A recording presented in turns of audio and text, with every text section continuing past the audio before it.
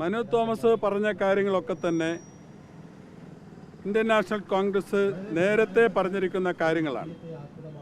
ഇപ്പോൾ മനു തോമസ് പറയുന്നത് സത്യസന്ധമായ കാര്യങ്ങളാണ് വെളിപ്പെടുത്തുന്നത്.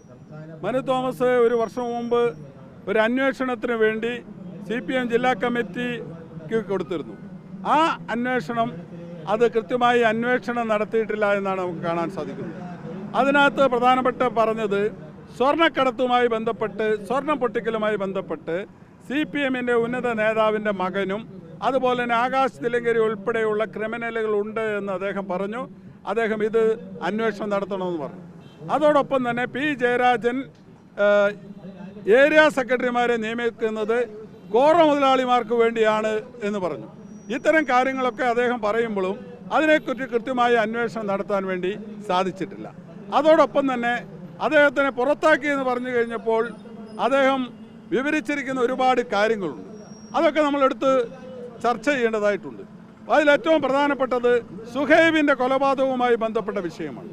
അപ്പോൾ സുഹൈബിൻ്റെ കൊലപാതകത്തിൽ CPMൻ്റെ നേതൃത്വത്തിന് പങ്കുണ്ട് എന്ന് വളരെ വ്യക്തമായി അവിടെ പറയപ്പെടുകയാണ്. കാരണം ഞങ്ങൾ നേരത്തെ പറഞ്ഞതാണ്, സുഹൈബിൻ്റെയും TP ചന്ദ്രൻ്റെയും കൊലപാതക കേസുകളിലെ CPM നേതൃത്വമാണെന്ന് നമ്മൾ പറഞ്ഞു.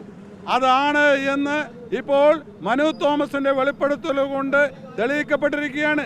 സുഹൈബിൻ്റെ വിഷയം അവർ പറഞ്ഞു. അതുപോലെ തന്നെ TP ചന്ദ്രൻ്റെ വിഷയം പറയുമ്പോഴാണ് ഈ കഴിഞ്ഞ ദിവസം സെൻട്രൽ ജയിലിൽ നടന്ന സംഭവം. സെൻട്രൽ ജയിലിലെ 3 ഉദ്യോഗസ്ഥരെയാണ് അവിടെ പുറത്താക്കിയിരിക്കുന്നത്. നിങ്ങൾ മനസ്സിലാക്കേണ്ടത് TP ചന്ദ്രൻ്റെ കേസിലെ പ്രതികളും ഈ സെൻട്രൽ ജയിലിലെ ഉദ്യോഗസ്ഥരും തമ്മിൽ യാതൊരു ബന്ധവുമില്ല. അവരുടെ കാലാവധി കുറച്ചു കൊടുക്കേണ്ട കാര്യമില്ല ഈ ഉദ്യോഗസ്ഥർക്ക്. അത് CPMൻ്റെ ഉന്നത നേതൃത്വം, മുഖ്യമന്ത്രി ഉൾപ്പെടെയുള്ളവർ ആവശ്യപ്പെട്ടിട്ടാണ് ഈ ജയിലിലെ ജീവനക്കാർ അത് ചെയ്തത്. ഇപ്പോൾ ജയിലിലെ ജീവനക്കാർ സസ്പെൻഷൻ. ഞാനിത് സൂചിപ്പിച്ചത് മനു തോമസ് പറഞ്ഞ കാര്യങ്ങളാണ്. ഈ TP ചന്ദ്രൻ്റെയും അതുപോലെ സുഹൈബിൻ്റെയും കേസിൽ CPM നേതൃത്വത്തിന് കൃത്യമായി പങ്കുണ്ട് എന്ന് സ്ഥിരീകരിക്കപ്പെടുകയാണ്. അതുപോലെ തന്നെ ഇവിടെ ജയരാജൻ്റെ മകൻ സ്വർണം പൊട്ടിക്കൽ കേസും അതുപോലെ തന്നെ മാഫിയ ബന്ധവും ഉണ്ട് എന്ന് പറയപ്പെടുകയാണ്. അതുകൊണ്ട് ഞങ്ങൾ പറയുന്നത് ഇത് വലിയൊരു സംഭവമാണ് കണ്ണൂരിൽ നടക്കുന്നത്. കണ്ണൂർ വിമാനത്താവളത്തിൽ നടക്കുന്ന സ്വർണ്ണ കേസും അതുപോലെ തന്നെ മറ്റ് കേസുകളും എല്ലാമായി ബന്ധപ്പെട്ട് ഈ കോറ കേസുമായി ബന്ധപ്പെട്ട് ഒരു കേന്ദ്ര ഏജൻസി അന്വേഷണം നടത്തണമെന്നാണ് ഞങ്ങൾ ആവശ്യപ്പെടുന്നത്. കാരണം കേരളത്തിലെ പോലീസ് അന്വേഷിച്ചിട്ട് കാര്യമില്ല എന്ന് വളരെ സ്പഷ്ടമായി തെളിയിക്കപ്പെട്ടു. സെൻട്രൽ ജയിലിലെ ഒരു കേസ് മാത്രം എടുത്താൽ മതി, കേരളത്തിലെ പോലീസ് അന്വേഷിച്ചിട്ട് കാര്യമില്ല. അതുകൊണ്ട് പറ്റുമെങ്കിൽ CBI ഉൾപ്പെടെയുള്ള ഏജൻസികൾ അന്വേഷിച്ച് കണ്ണൂർ ജില്ലയിലെ CPM മാഫിയ ബന്ധം നമുക്ക് പുറത്തു കൊണ്ടുവരേണ്ടതായിട്ടുണ്ട്. ഇല്ലെങ്കിൽ ഇവിടെ വലിയ രീതിയിലുള്ള ലഹരി കടത്ത് ഉൾപ്പെടെയുള്ള അല്ലെങ്കിൽ മറ്റു കൊലപാതകം, സുഹൈബിനെ പോലെയുള്ള മറ്റ് ആൾക്കാരുടെ മരണം നമ്മൾ കാണേണ്ടതായിട്ട് വരും. ഇവിടെ മനു തോമസിനെ തന്നെ ഭീഷണിപ്പെടുത്തിയിരിക്കുകയാണ്. ആരാണ് ഭീഷണിപ്പെടുത്തിയത്?